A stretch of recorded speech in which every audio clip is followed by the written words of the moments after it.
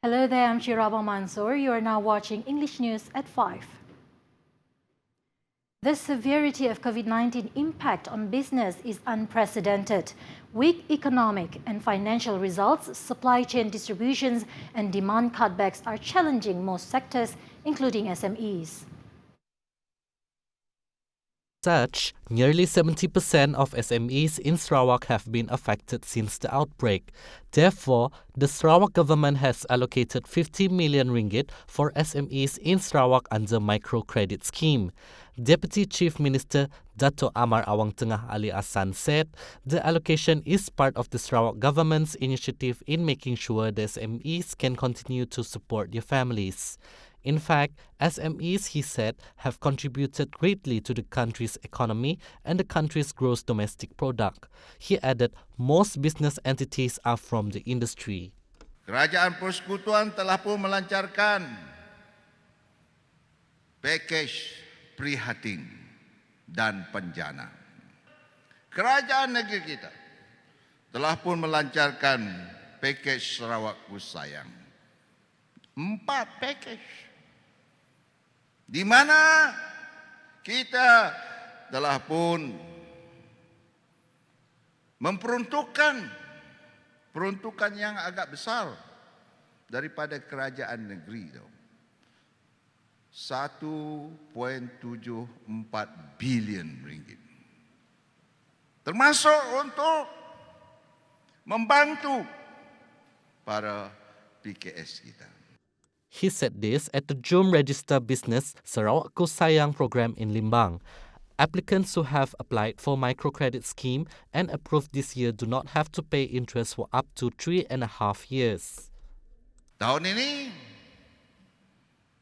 negeri Sarawak telah pun memperuntukkan microkredit, peruntukan sebanyak 50 juta.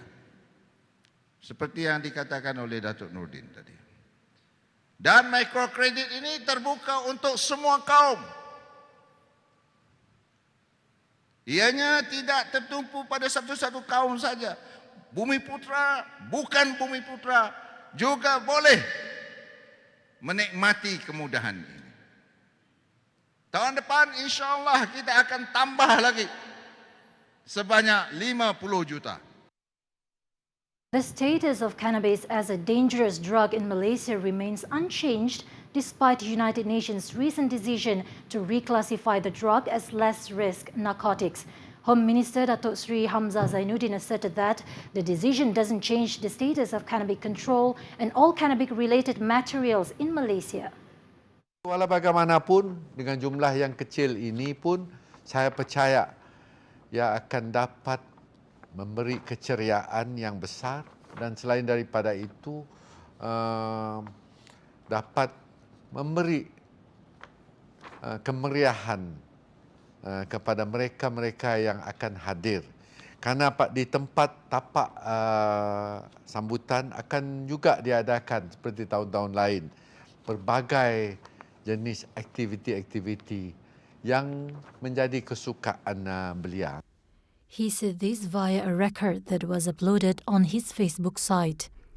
Abdul Karim, who is also Asajaya Assemblyman, said the celebration themed Youth the Driver in Digital Transformation will be officiated by the Chief Minister, Datuk Patinggi Abang Johari Tun Openg. The celebration will also witness the presentation of Youth Award 2020 for male and female, as well as associations category to appreciate the contributions made by youth in developing Sarawak. The status of cannabis as a dangerous drug in Malaysia remains unchanged despite United Nations' recent decision to reclassify the drug as less-risk narcotics. Home Minister Datuk Sri Hamzah Zainuddin asserted that the decision doesn't change the status of cannabis control and all cannabis-related materials in Malaysia. At the international level, the decision of the Commission also does not release control to the cannabis as it remains tightly controlled under Schedule 1 of the 1961 Convention. As a member in all three international drug control conventions, which are the Single Convention on Narcotic Drugs of 1961, the Convention on Psychotropic Substances of 1971, and the United Nations Convention Against Illicit Traffic in Narcotic Drugs and Psychotropic Substances of 1988. Malaysia, he said, remains committed to combat narcotics in criminal domestic and global stage.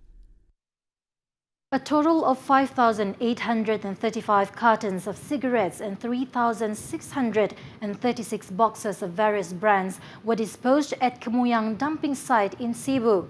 The previous goods have been investigated under the Customs Act 1967. Cebu District Police Chief ACP Stanley Jonathan Ringgit said the items were exhibits in court and were worth about 300,000 ringgit. Welcome back. University Technology Mara UiTM Sarawak entered into a Memorandum of Agreement MOA with Stoma Sdn Bhd to develop a system on improving the quality of water in rivers. The MOA was signed by UiTM Sarawak's Rector, Professor Dato' Jamil Hamali, and Stoma's Chief Executive Officer Firdaus Abdullah at UiTM Samarahan 2, Kuching.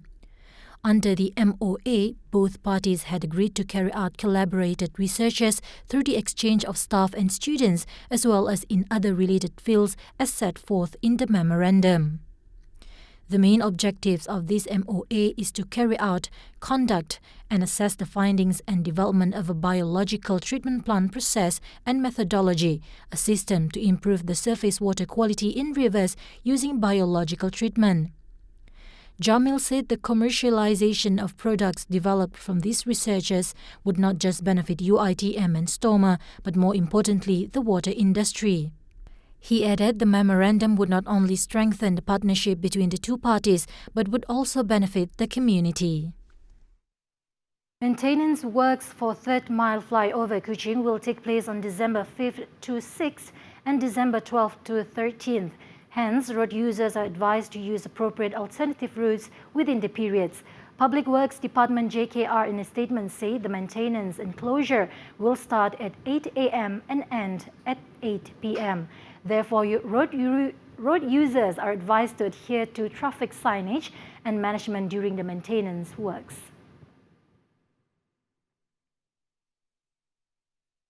And that concludes the English news for today. I'm Shira Abang Mansur. Thank you for watching.